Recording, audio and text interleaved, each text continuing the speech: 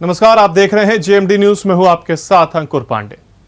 2022 विधानसभा चुनाव को लेकर के सभी सियासी दलों ने अपनी रणनीति बनानी शुरू कर दी है, जिसको लेकर के पार्टियां एक दूसरे पर सवाल भी दाग रही हैं। क्या यूपी, क्या पंजाब और क्या उत्तराखंड, सभी जगहों पर सियासी हलचलें तेज हो गई हैं और इसी पर है हमारा खास कार्यक्रम सियासी हलचल, जिसमें हम बात करेंगे कि कौन सा सियासतदार कहां रहा।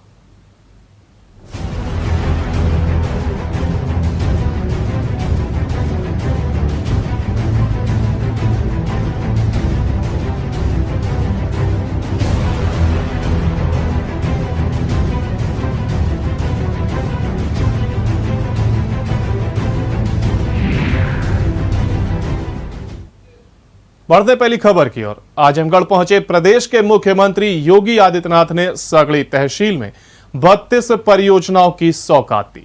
इस दौरान सभी को संबोधित करते हुए मुख्यमंत्री योगी आदित्यनाथ ने समाजवादी पार्टी समेत पूरे विपक्ष पर जमकर बरसे।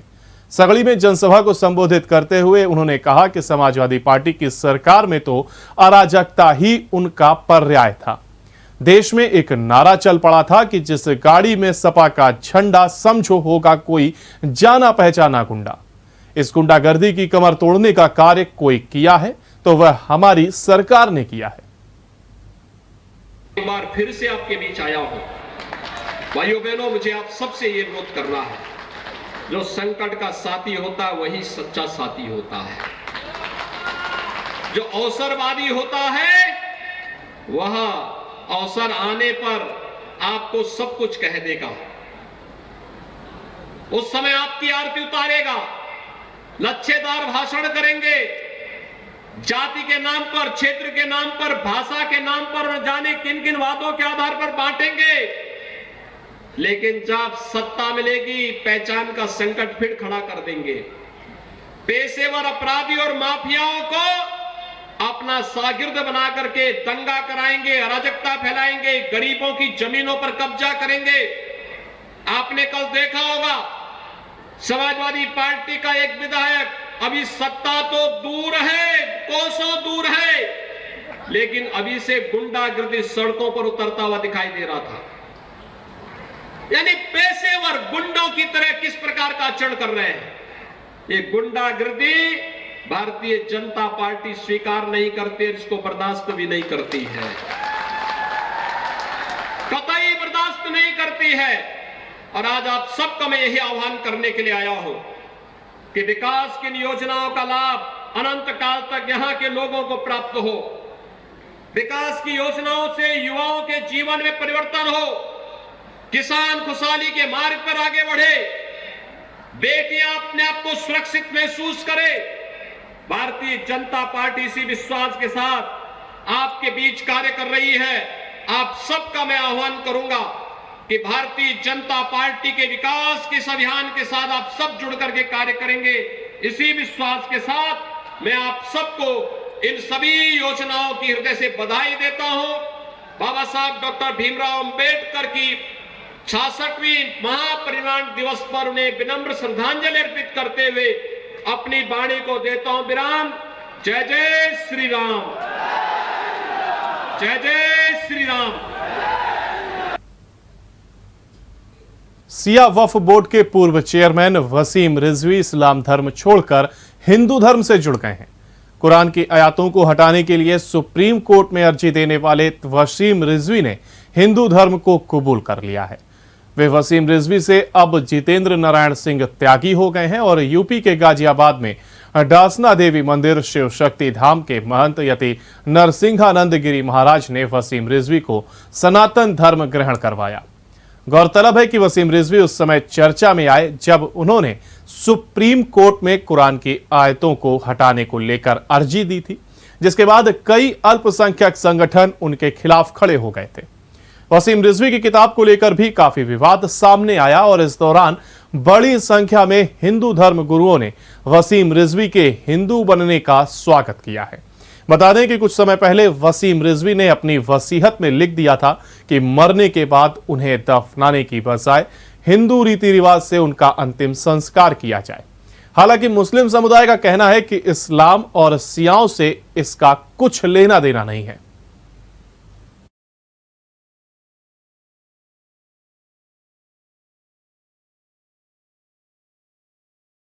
धर्म परिवर्तन की यहाँ पर कोई बात नहीं है। जब मुझको इस्लाम से निकाल ही दिया गया तो अब ये मेरी मर्जी है कि मैं किस धर्म को स्वीकार करूं।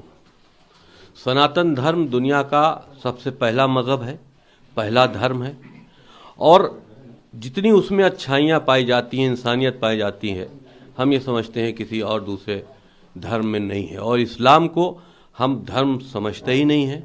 इतना पढ़ लेने के बाद इस्लाम के बारे में, मोहम्मद के चरित्र के बारे में, और जो उनकी आतंकवादी चेहरा है उसको पढ़ने के बाद हम ये समझते हैं कि इस्लाम कोई धर्म नहीं है, मोहम्मद द्वारा ऑर्गेनाइज किया हुआ एक आतंकी गुट है जो 1400 साल पहले अरब के रेगिस्तानों में तैयार किया गया था। तो जब हमको निकाल दिया गया, हर जुमे को नमाज के बाद हमारा और महाराज जी का, यति नरसिंहानंद गिरी जी का सर काटने के लिए फतवे दिए जाते हैं, इनाम बढ़ाया जाता है।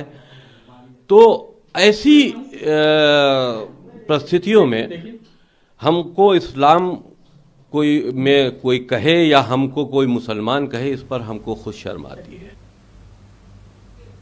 काशी विश्वनाथ के गलियारे का निर्माण कार्य जोर शोर से जारी है। तो 13 दिसंबर को पीएम मोदी इस गलियारे को आम जनता के लिए समर्पित कर देंगे, मगर निर्माण कार्य की अवस्था को देखते हुए ऐसा लगता है कि ये काम कुछ दिनों का ही बचा हुआ है। और इस पर शहर के संभागीय आयुक्त दीपक अग्रवाल ने बताया कि भव्य काशी विश्वनाथ गलियारा जो उत्तर प्रदेश के वाराणसी में गंगा नदी और प्राचीन काशी विश्वनाथ मंदिर को जोड़ता है, वह जल्द पूरा होने वाला है।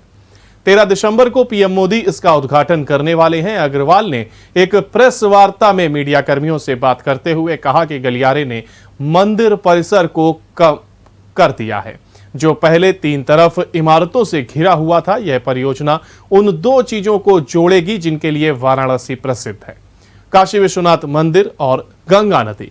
कॉरिडोर 5.5 लाख वर्ग फुट में बना हुआ है।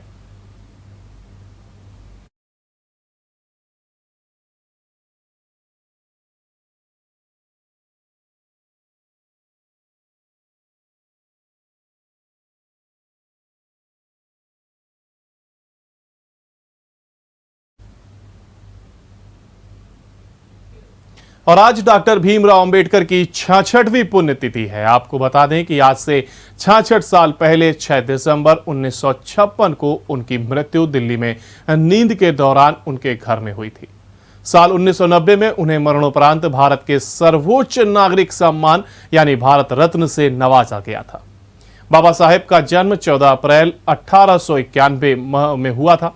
वहीं उनके व्यक्तित्व में स्मरण शक्ति की प्रखरता, बुद्धिमत्ता, ईमानदारी, सच्चाई, नियमितता, दृढ़ता, प्रचंड संग्रामी स्वभाव का मेल था। उन्होंने समाज के लिए कई अनुकरणीय काम भी किए, जिसमें से समाज की कई कुरीतियों का अंत, दलितों, शोषितों और वंचितों की आवाज बनना शामिल है। डॉक्टर अंबेडकर ने ही भारत के संविधान की रचना की थी, जो सर्वसम्मति से 26 जनवरी 1950 को पारित किया गया था। भारत के इतिहास में उनका यह विशेष योगदान सदैव अनुकरणीय है।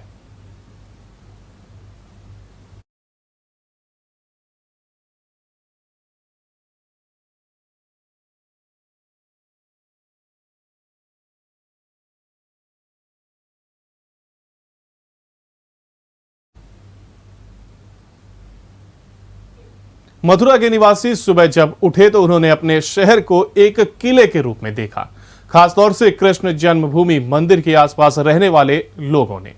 राज्य सरकार के आदेश पर स्थानीय प्रशासन ने कटरा केशवदेव इलाके में 3 लेयर की सुरक्षा कर दी गई है। यह वही इलाका है जहां मथुरा शाही ईदगाह मस्जिद को लेकर विवाद है। यह सुरक्षा इसलिए भी अभूतपूर्व है क्योंकि अयोध्या में राम जन्मभूमि और बाबरी मस्जिद विवाद के बावजूद मथुरा में भी कभी भी सद्भाव नहीं बिगड़ा। लेकिन इस बार कुछ दक्षिणपंथी संगठनों की ओर से धमकी दी गई है कि वो मस्जिद के अंदर हिंदू रीति रिवाज से पूजा करने जा रहे हैं। इसे देखते हुए आसपास सुरक्षा बढ़ा दी गई है। शहर को जोड़ने वाले हर नेशनल और स्टेट हाईवे पर पुलिस ने बैरिकेडिंग कर दी है। यहां तक कि मंदिर मस्जिद के पीछे से गुजरने वाले रेलवे ट्रैक को भी बंद कर दिया गया है। मथुरा वृंदावन आने वाली 2 ट्रेनें भी यार्ड में ही रुकेंगी। धारा 144 लगा दी गई है और लोगों के जुटने पर मनाही है। मंदिर या मस्जिद में जाने वाले लोगों से उनका पहचान पत्र मांगा जा रहा है। सीसीटीवी और ड्रोन के जरिए भी निगरानी की जा रही है।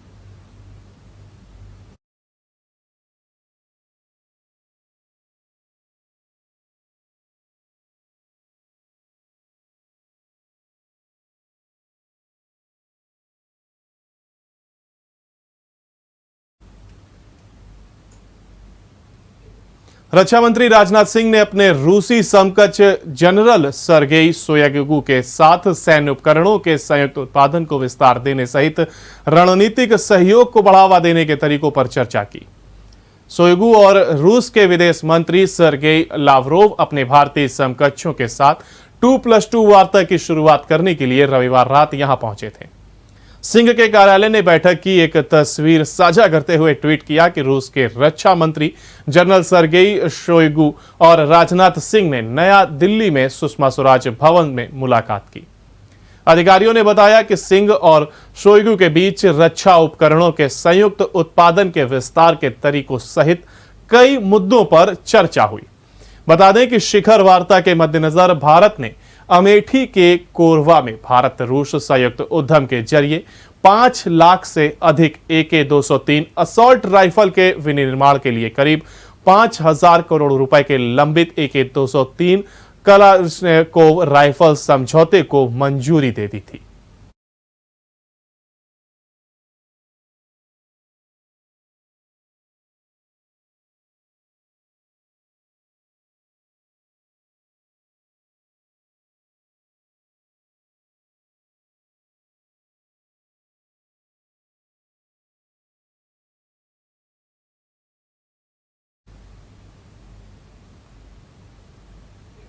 बाबा साहब डॉक्टर भीमराव अंबेडकर का आज 66वां परिनिर्वाण दिवस है। इस मौके पर बीएसपी सुप्रीमो मायावती ने बाबा साहब भीमराव अंबेडकर के चित्र पर पुष्पांजलि अर्पित कर श्रद्धांजलि अर्पित की है।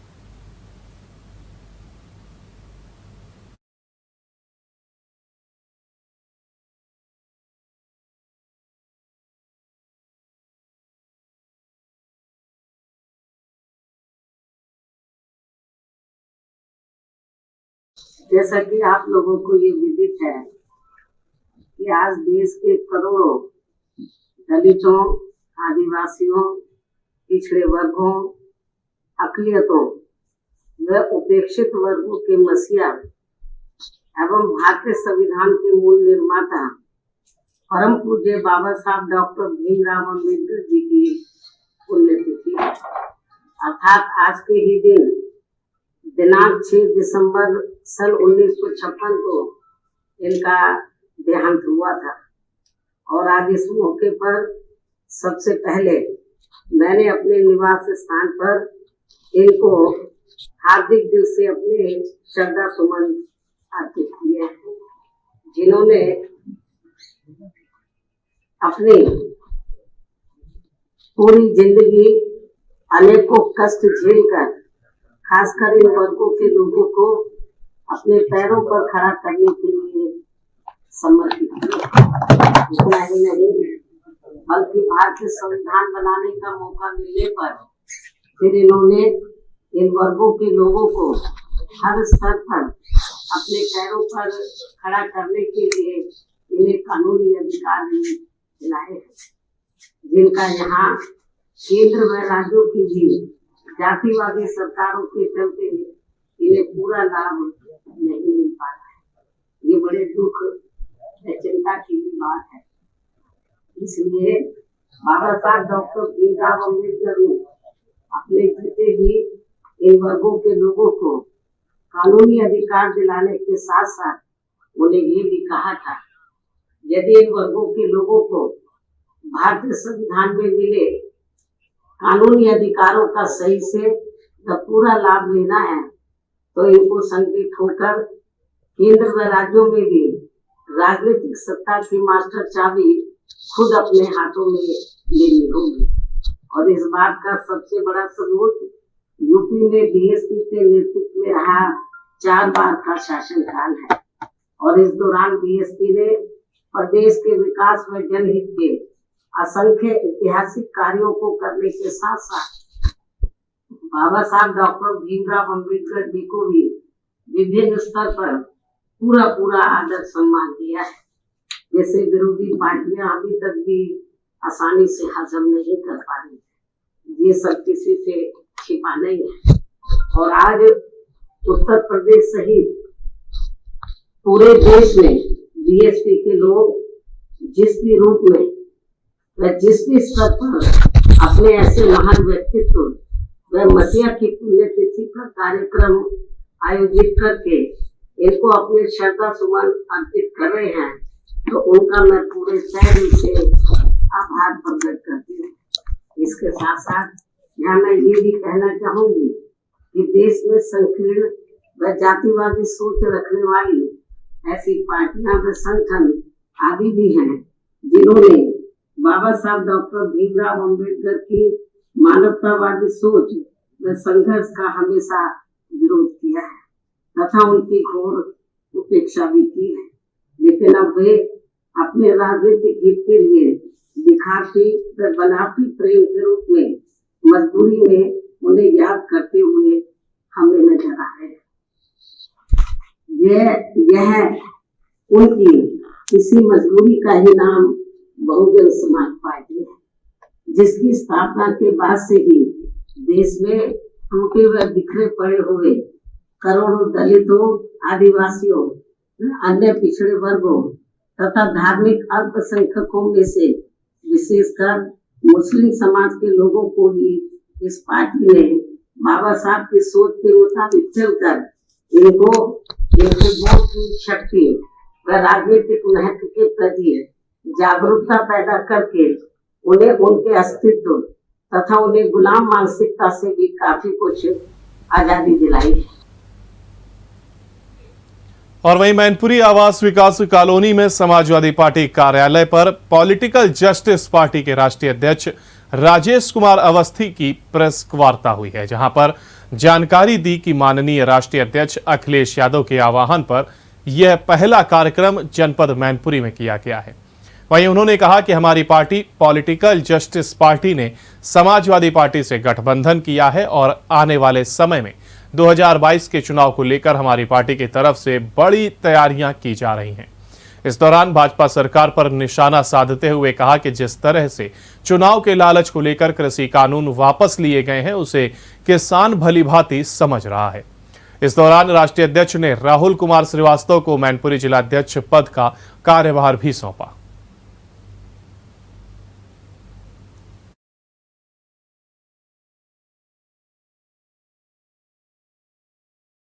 देखिए, अभी जो हमारा चुनावी गठबंधन हुआ, चुनावी समझौता हुआ, मैंने अभी आपको बताया कि इस समय जो देश के हालात हैं वो इस तरह के हैं कि हम किसी तरह से अपने देश को बचाएं, भारत के संविधान को बचाएं, लोकतंत्र को बचाएं। तो मेरी राष्ट्रीय अध्यक्ष जी से बात हुई है और कुछ सीटें चिन्हित हुई हैं, क्योंकि हमारी अभी पार्टी का गठन हुए मात्र 1 साल हुआ है और 1 साल के अंदर पूरे स्टेट के अंदर वेस्टर्न यूपी में हमारा संगठन लगभग सभी जनपदों में तैयार है। तो माननीय अध्यक्ष जी से मेरी बात हुई है और जहां पे मजबूत सीटें हैं वो समय आने पे आपको मालूम हो जाएगा कि और निश्चित तौर पे हम मिलकर चुनाव लड़ेंगे।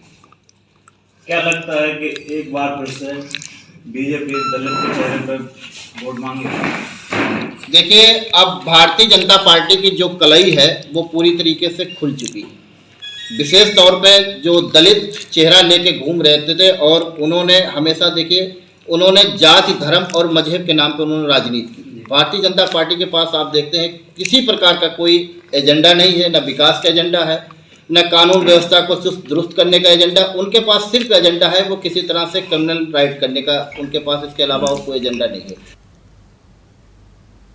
शहर के कल्याणपुर की ब्लॉक प्रमुख अनुराधा अवस्थी का पतरसा ग्रामीणों ने स्वागत समारोह का कार्यक्रम आयोजित किया, जहां ब्लॉक प्रमुख ने ग्रामीणों को आश्वासन देते हुए ग्राम सभा के ग्रामीणों को सरकारी सुविधा पहचानने की बात कही।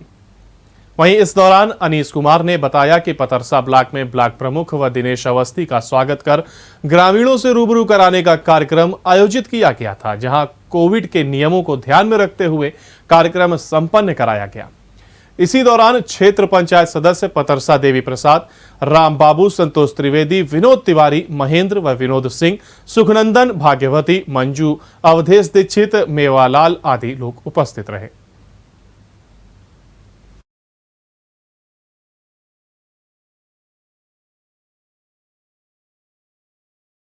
और आज हमारे कल्याणपुर ब्लॉक का ये सीमावर्ती गांव पड़ता है, ग्राम पतरसा, जिसमें हम अपने माननीय ब्लॉक प्रमुख महोदया श्रीमती अनुराधा अवस्थी जी का सम्मान समारोह आयोजित कर रहे हैं, और जिसमें वो श्रीमती अनुराधा अवस्थी जी, उनके पति श्री दिनेश अवस्थी जी का हार्दिक स्वागत करा जाएगा। यहाँ पर उनका सम्मान करा जाएगा। यही है प्रोग्राम की संक्षिप्त विवरण, यही है। भारतीय संविधान के मुख्य शिल्पकार डॉक्टर भीमराव रामजी अंबेडकर की आज 65वीं पुण्यतिथि है। उनका निधन 1956 में 6 दिसंबर के दिन हुआ था। वो भारतीय बहुजन विधिवेता, अर्थशास्त्री, राजनीतिक और समाज सुधारक के रूप में जाने जाते थे। इस अवसर पर बीजेपी के राज्यसभा सांसद ब्रजलाल ने बाबा साहब को श्रद्धांजलि अर्पित की, तो वहीं सपा पर हमला साधते हुए उन्होंने कहा कि मैं 2016 के उस दिन को याद करके भावुक हो जाता हूं, जब गाजियाबाद हज हाउस के उद्घाटन पर आजम खान ने बाबा साहब को लैंड माफिया कहा था।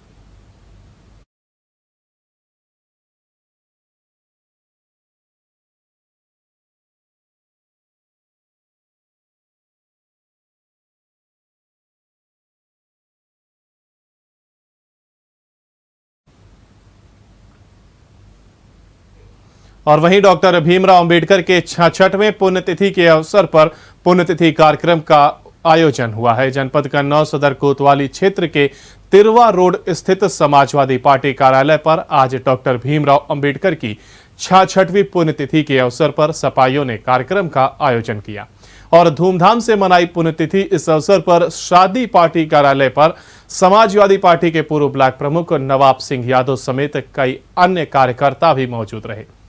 नवाब सिंह यादव ने नसरापुर में पहुंचकर डॉक्टर भीमराव अंबेडकर की 66वीं पुण्यतिथि पर अंबेडकर की मूर्ति पर माल्यार्पण करके अपनी श्रद्धा सुमन अर्पित की और इस मौके पर पूर्व ब्लॉक प्रमुख नवाब सिंह यादव ने बाबा साहब के जीवन पर प्रकाश डालते हुए कहा कि उन्होंने अपने पूरे जीवन में छुआछूत, ऊंच नीच का विरोध नहीं किया। वर्तमान हम सबको अपनी बात कहने की जो आजादी मिली है, इसका सारा श्रेय अगर किसी को जाता है तो वो केवल डॉक्टर भीमराव अंबेडकर जी को जाता है।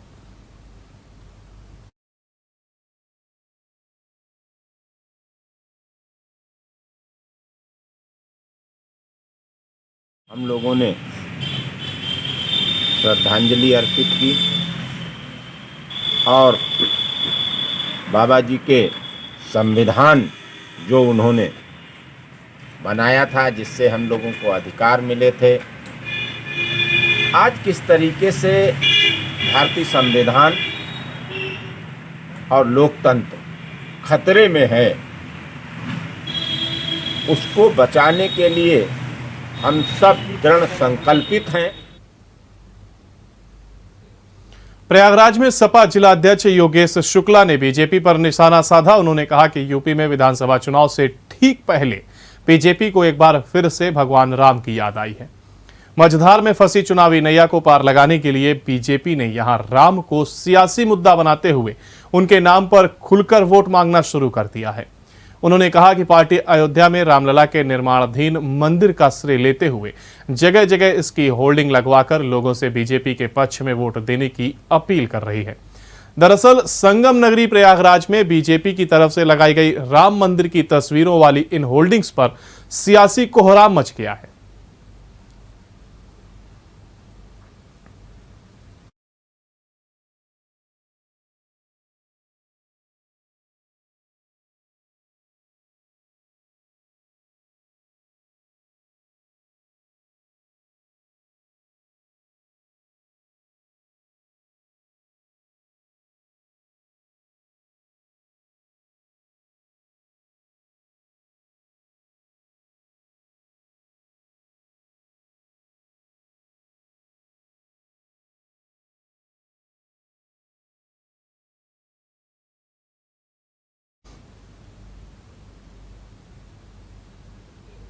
बाबा साहेब भीमराव अंबेडकर के 66वें परिनिर्वाण दिवस के अवसर पर समाजवादी पार्टी हर जिले में अपने पार्टी कार्यालय में परिनिर्वाण दिवस मना रही है।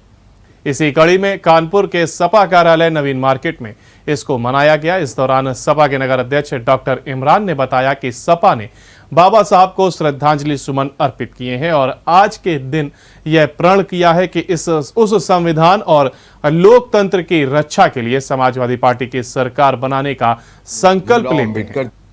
उनका कहना था कि 2022 में अखिलेश यादव को मुख्यमंत्री बनाकर संविधान को और मजबूती प्रदान किए जाने का काम करेंगे।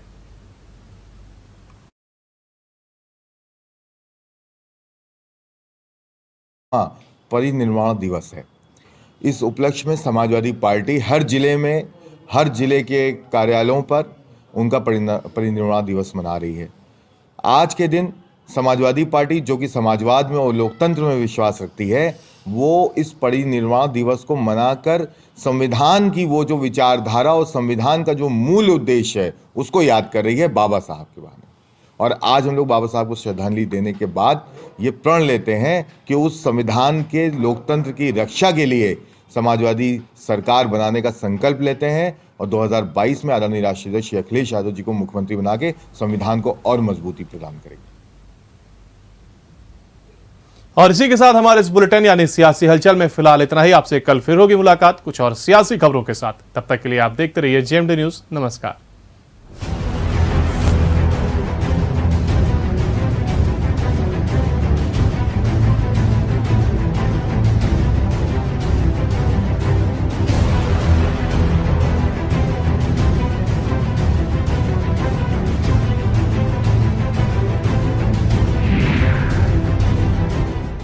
अगर आपको हमारा वीडियो पसंद आया हो तो हमें लाइक करें, सब्सक्राइब करें और ज्यादा से ज्यादा शेयर करें। और हाँ, बेल आइकॉन दबाना ना भूलें ताकि हर खबर का अपडेट आप तक पहुंचे तुरंत। आप हमें इंस्टा, ट्विटर और फेसबुक पर भी फॉलो कर सकते हैं। हमारी आईडी है @JMD News।